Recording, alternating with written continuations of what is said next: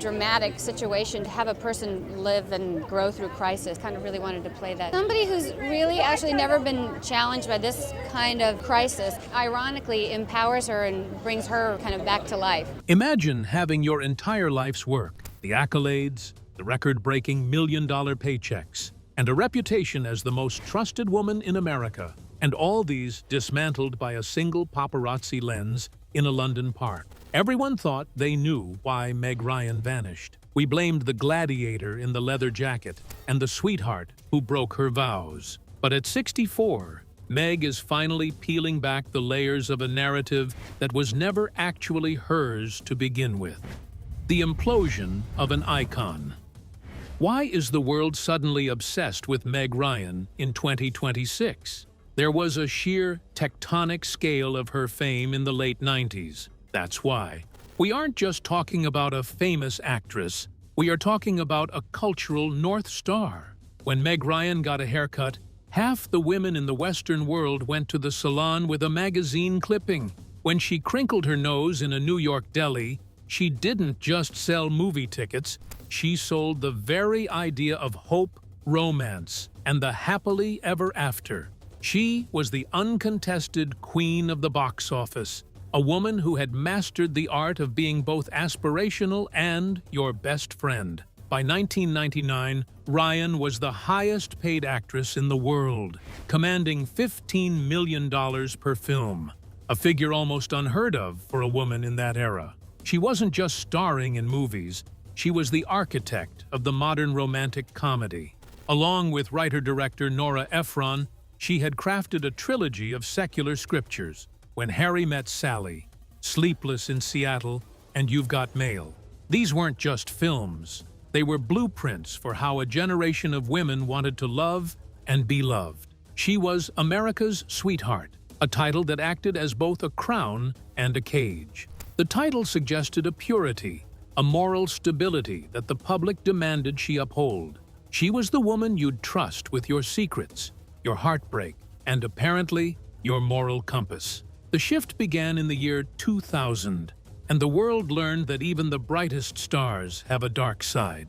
The collapse didn't happen behind closed doors. It happened on the front pages of every supermarket tabloid from London to Los Angeles. While filming the high-stakes thriller Proof of Life in the rugged, high-altitude terrain of Ecuador, Meg Ryan met Russell Crowe. At the time, Crowe was the ultimate Hollywood disruptor, a brooding, hyper-masculine force of nature fresh off the success of The Insider and about to become a global deity with Gladiator. He was the antithesis of the nice guys Meg usually ended up with on screen. While Meg represented the soft, neurotically charming light of New York rom-coms, Crowe represented the raw, unpredictable intensity of the new Hollywood alpha. The set of Proof of Life was notoriously cursed. Filmed 14,000 feet above sea level, the production was plagued by active volcanoes, mudslides, and the actual death of a stand-in. In this pressure cooker of adrenaline and isolation, the chemistry between the leads didn't just sizzle, it exploded. When the photos surfaced of them together in London, looking intimate, looking nuzzled, looking unsweetheart-like, the reaction wasn't just gossip, it was a trial. The public felt personally betrayed. How could the woman from Sleepless in Seattle be involved in something so messy? At the time, Meg was still technically married to Dennis Quaid, her husband of nearly 10 years, and the father of her young son, Jack. Her son, Jack Quaid, appeared in Best Picture winner Oppenheimer. Quaid was the quintessential cool guy of the 80s and 90s, and to the public, they were the it couple of stability. Overnight, the narrative was set in stone. Russell Crowe was the home wrecker, and Meg Ryan was the fallen idol. The backlash was swift and surgically precise. It didn't matter that her performance in Proof of Life was actually some of her most grounded work. The movie was effectively dead on arrival because the audience couldn't separate the art from the scandalous artist. Director Taylor Hackford would later lament that the affair had an indelible and very destructive effect on the film's release.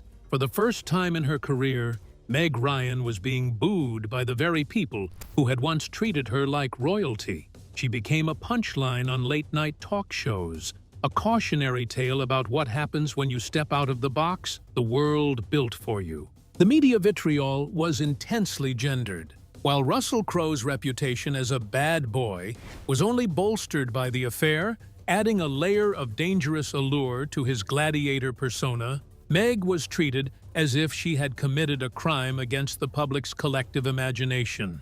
She was the one who had the most to lose, and the media made sure she lost it. The America's Sweetheart brand didn't just crack, it shattered, and the shards were used to paint her as a scarlet woman. But here's the thing about obvious stories. They usually leave out the most important parts. Behind the scenes, the perfect marriage that Meg was accused of destroying was already a hollowed-out shell. While the media was busy painting Meg as the villain who threw away a stable life for a summer fling, the reality inside her home was a starkly different, much more painful picture. She wasn't a woman who wandered. She was a woman who was already gone, living in a house where the foundations had been rotted by years of secrets and silence. The weight of being a symbol had finally crushed the woman behind it. To the world, she was a character in a movie that had taken a dark turn. To Meg, she was a human being in the middle of a nervous breakdown, trying to find a way to breathe in an atmosphere that had become unbreathable. The scandal wasn't the cause of her downfall. It was the final, explosive symptom of a life that had become a performance she could no longer sustain. This era of Meg's life was a masterclass in how Hollywood handles the fall of a female titan. While Crowe went on to win an Oscar for Gladiator just months after the scandal broke, Meg's phone stopped ringing with the kind of scripts that had built her empire. The industry that had profited billions off her relatability suddenly found her unrelatable. It was a cold, hard pivot that sent her into a decade of introspection and selective isolation. When you look back at the footage from that year, you see a woman who is visibly exhausted, not just from the paparazzi chases, but from the exhausting effort of being what everyone else needed her to be. The affair with Crowe was a catalyst, yes, but it was also a scream for help. It was the moment she decided that if she couldn't be the sweetheart anymore, she would at least be real. At 64, she looks back at that younger version of herself, not with regret, but with a surprising amount of empathy. She understands now that the fire she walked through was necessary to burn away the expectations that were suffocating her. The scandal didn't end her career. It ended her role as a puppet of the public's imagination. And as we're finding out now, that might have been the best thing that ever happened to her. But was the sweetheart actually the villain, or just a woman finally escaping a house on fire? The in-style revelation and the hidden marriage. For 8 long years, Meg Ryan played the role of the silent other woman. She watched from the sidelines as the world celebrated Dennis Quaid's resilience and mocked her downfall. She stayed quiet while the tabloids framed her as the sole reason for the collapse of a 10-year Hollywood institution. But in 2008, something shifted. In a landmark interview with InStyle magazine, Ryan finally cracked the glass on the perfect marriage the world thought she had sabotaged. It was a great story, she told the magazine, her tone stripped of the bubbliness that had defined her career. But what wasn't in the story was the reality of my marriage. The reality she described was one of deep-seated systemic betrayal that predated Russell Crowe by years. She revealed that Dennis Quaid had been unfaithful to her for a long time. This wasn't a single slip-up or a brief lapse in judgment. According to Ryan, it was a pattern. The revelation sent shockwaves through the industry. For nearly a decade, Quaid had been the sympathetic victim in the public's eye, the husband wronged by the scandalous wife. Meg's silence had allowed that narrative to fester, but her 2008 confession reframed the entire timeline. She spoke about the painful realization that the man she had built a life and a family with had been leading a double life. Dennis was not faithful to me for a long time, and that was very painful, she admitted. I found out more about that after I was divorced. The The psychological toll of this discovery can't be overstated. Imagine being the most famous woman in the world, adored for your honesty on screen, while living a lie in your own living room. Ryan described the feeling of being trapped in a marriage that had already disintegrated, yet being forced to maintain the sweetheart facade for the cameras. By the time she landed in Ecuador to film with Crowe, she wasn't a happy wife looking for a thrill. She was a woman who had been emotionally abandoned and was looking for any sign of life. The 2008 interview also addressed the elephant in the room, Russell Crowe. While the public viewed him as the home wrecker, Meg was adamant about setting the record straight. Russell didn't break up the marriage, she insisted. He was definitely there at the end, but it wasn't his fault. She described her state of mind during that period as being a mess, a woman who was hurting and confused. In many ways, Crowe wasn't the cause of the divorce. He was the escape hatch. Interestingly, Ryan also took responsibility for her part in the chaos. She didn't paint herself as a blameless victim. "I am not a victim," she told InStyle. "I was there. I was in that marriage for a really long time."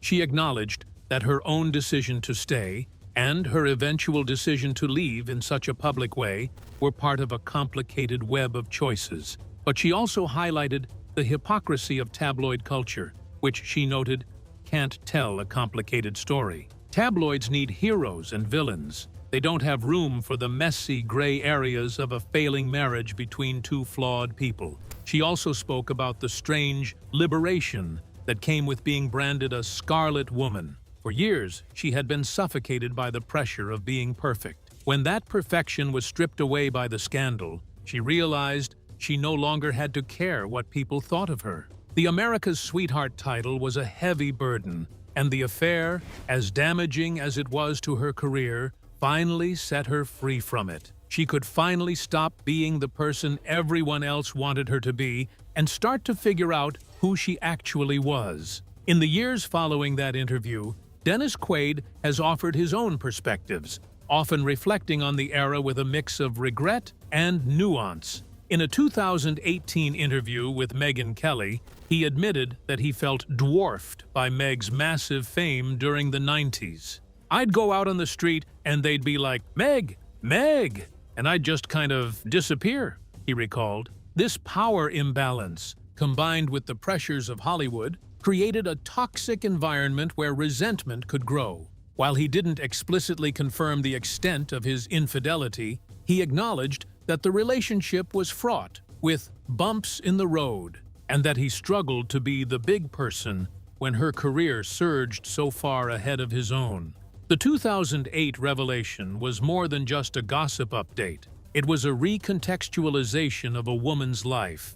It challenged the public to look past the cheating wife headline and see the woman who had been enduring a silent heartbreak for years. It was the first time Meg Ryan stood up and demanded to be seen as a human being rather than a trope. Looking back at 64, that interview remains the turning point.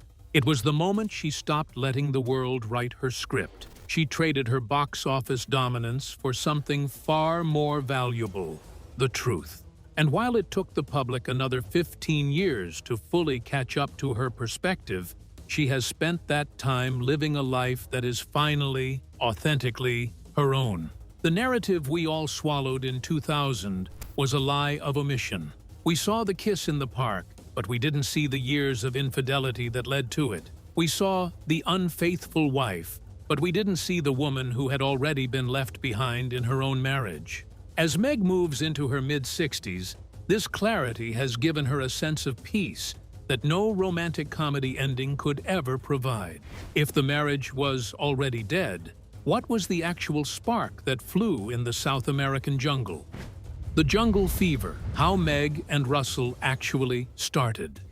In early 2000, Meg Ryan landed in the Andes Mountains to film Proof of Life. She was playing Alice Bowman, a woman whose husband is kidnapped by South American rebels. Her co-star was Russell Crowe, playing Terry Thorne, the rugged hostage negotiator sent to bring him back. On screen, the plot was about a woman finding comfort in a stranger while her marriage hung in the balance. Off-screen, life began to imitate art with a haunting, almost inevitable precision. The production was grueling. They were filming at 14,000 feet, breathing thin air, and dealing with a set that felt genuinely dangerous. In Hollywood lore, there is a phenomenon called location lust, the intense, often fleeting bonds that form when actors are plucked from their real lives and dropped into a high-pressure bubble. But with Meg and Russell, it felt heavier than a typical on-set fling. Crowe was at the absolute zenith of his tough guy charisma.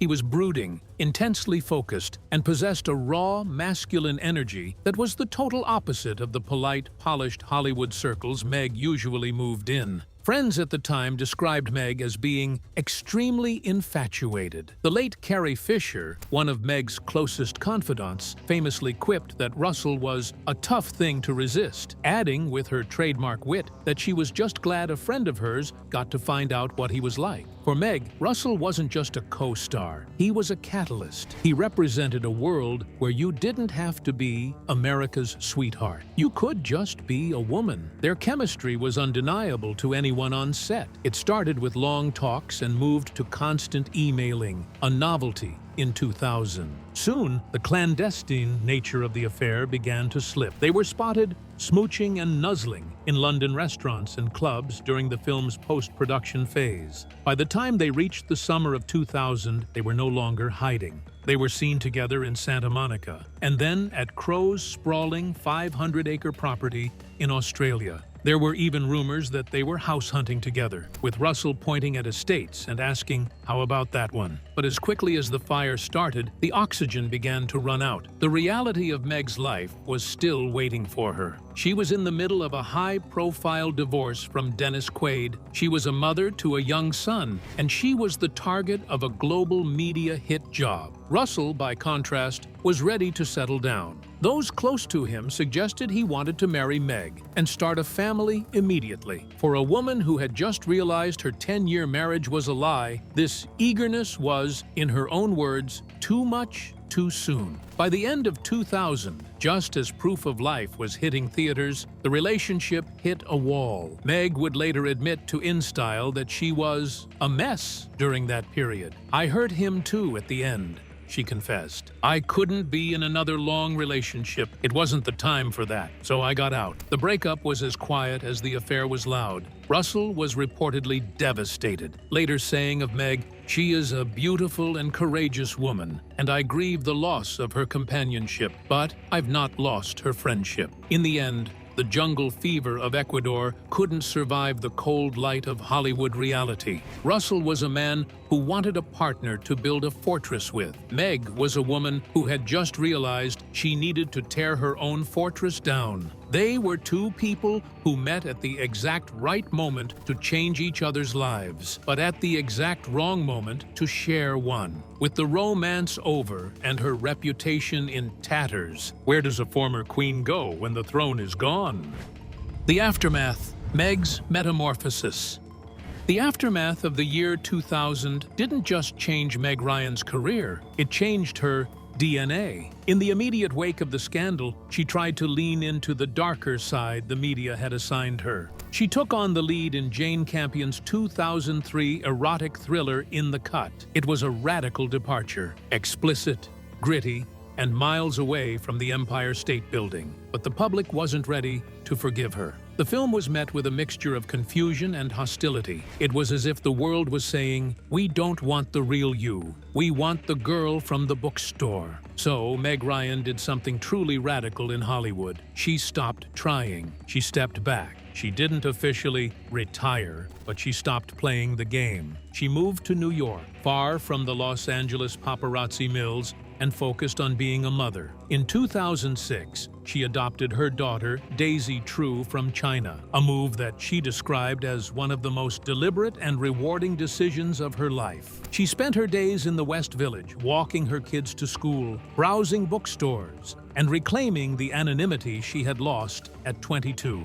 This hiatus lasted the better part of a decade. During this time, she wasn't just hiding, she was evolving. she became a director, helming the 2015 film Ithaca, which featured a cameo from her old friend Tom Hanks. It was a quiet, poetic film about a telegram boy in World War II, a far cry from the high-concept rom-coms that had made her millions. She was no longer interested in being the leading lady in someone else's story. She wanted to be the architect of her own. At 64, Meg has reached a state of post-fame grace. Her 2023 return in What Happens Later was a victory lap on her own terms. She directed, wrote, and starred in it, playing a woman, ironically, stuck in an airport with an ex-lover. But there was no America's Sweetheart gloss this time. She allowed herself to look her age, to be prickly, and to be deeply, authentically human. She has spoken about how freeing it is to finally be the bad guy, because once the world thinks the worst of you, they can no longer control you with the threat of disapproval. Meg Ryan, at 64, isn't looking for a comeback. She's looking for a legacy of authenticity. She has traded the $15 million paychecks for the ability to walk down a street and know that she isn't hiding a single secret. The scandal didn't destroy her. It just forced her to grow up in public. And the woman who emerged is far more interesting than any character Nora Ephron could have written.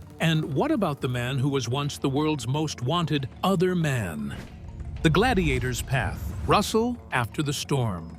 While Meg Ryan spent the early 2000s in a state of professional and personal retreat, Russell Crowe did the opposite. He went to war. If there was ever proof that Hollywood treats men and women differently in a scandal, it's the year 2001. While Meg was being vilified, Russell Crowe was winning the Academy Award for Best Actor for Gladiator. The affair with Meg Ryan hadn't hobbled his career. If anything, it had added to his mystique. He was the dangerous, romantic rogue who had swept the world's most famous woman off her feet. To the industry, he wasn't a home wrecker. He was a superstar. In the years that followed, Crowe's career became a masterclass in sustained intensity. He followed Gladiator, With a Beautiful Mind, Master and Commander, and Cinderella Man. He became one of the most respected actors of his generation, known for a transformative commitment to his roles that few could match. But while his professional life was soaring, his personal life remained a headline magnet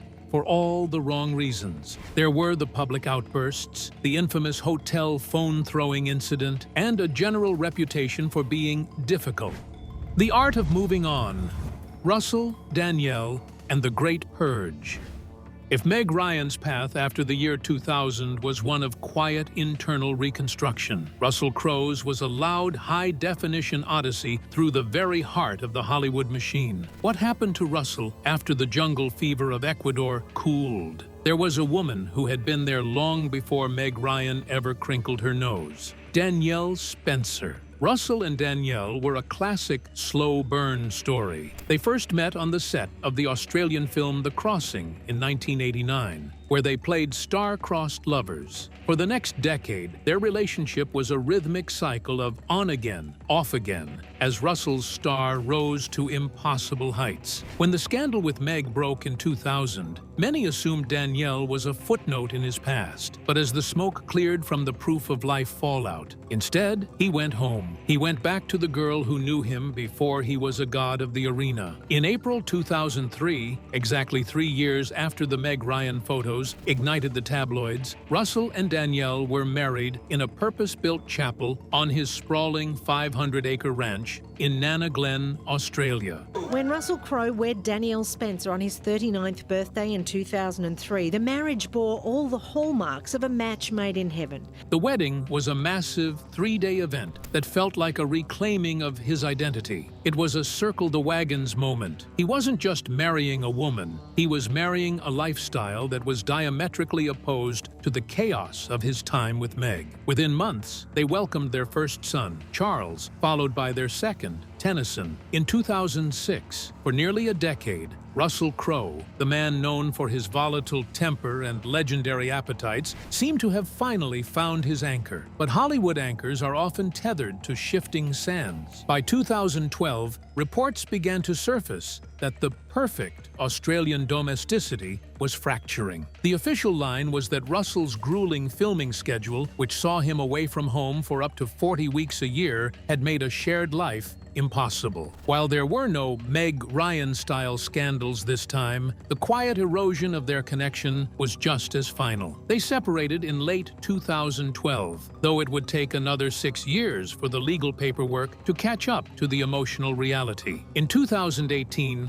Russell decided to mark the end of his marriage with a move so theatrical it could only have been conceived by an Oscar winner. He titled it The Art of Divorce. Rather than a private legal battle, Crowe organized a massive public auction of 227 items he had collected during the marriage. We aren't talking about old furniture. We're talking about the leather jockstrap from Cinderella Man, the chariot from Gladiator, and even the 128-year-old violin from Master and Commander. The process of divorce, no matter how positive you are, there's still a lot of really deep things to unwind, Russell told the press at the time. I just looked around and said, how can I celebrate this? How can I get some joy out of this instead of just sadness? The auction brought in over $3.7 million, but more importantly, it served as a public exorcism. He was literally selling off the artifacts of his past life to make room for whatever came next. What came next, eventually, was Brittany Theriot. Meeting on the set of his 2013 film Broken City, the pair didn't go public until 2020. Theriot, a former actress turned real estate agent, has been his steady companion through his 60th birthday and beyond. However, despite the engagement rumors that swirl around them every few months, Russell has been uncharacteristically blunt. He has no intention of walking down the aisle again. My life is joyous and happy,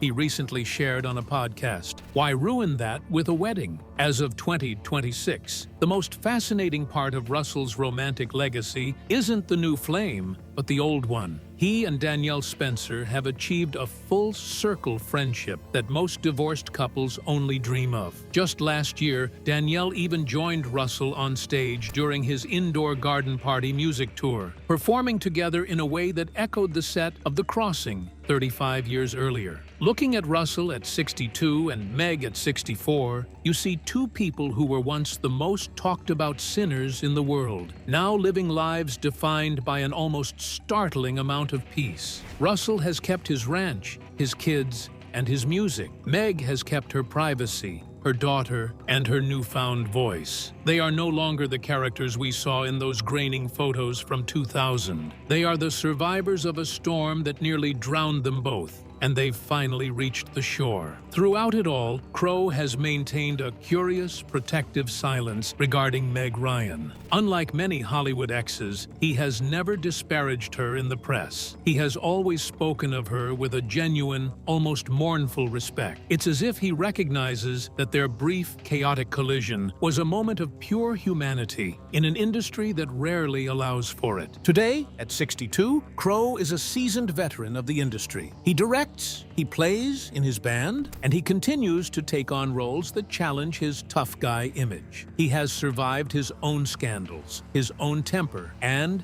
his own heartbreaks. But in the long history of his life, the year of Meg remains a singular chapter, the moment when the gladiator met the sweetheart, and they both realized that the arena was no place for a real love story. If you liked this video, please leave a thumbs up and subscribe to the channel for more. Thanks for watching.